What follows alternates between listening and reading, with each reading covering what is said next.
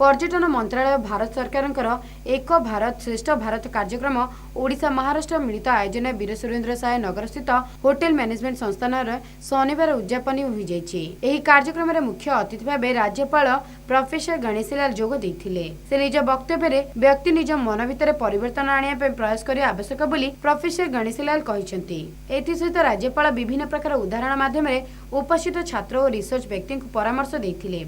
BSS नगर संस्थार अध्यक्ष शारदा घोष स्वागत अभिभाषण देथिया बेले संगठन संपादक अविनाश दास 2 दिनिया कार्यक्रम विवरणी पाठ करथिले। उद्यापनी अवसर अन्यमानक मध्य Swosti group MD Debashish Mohapatra, crown hotel MD Saubhagya Mohapatra प्रमुख जोगदे वक्तव्य रखिथिले। परिशेष अनुष्ठान पक्षर 30 जन रिसोर्स पर्सन को सम्मानित करा जायथिया बेले 2 जन बेस्ट रिसोर्सर को संवर्धित करा जायथिला। आज नहीं तो कल नहीं तो परसों, 1 साल के भीतर पूरा विश्व इधर आएगा।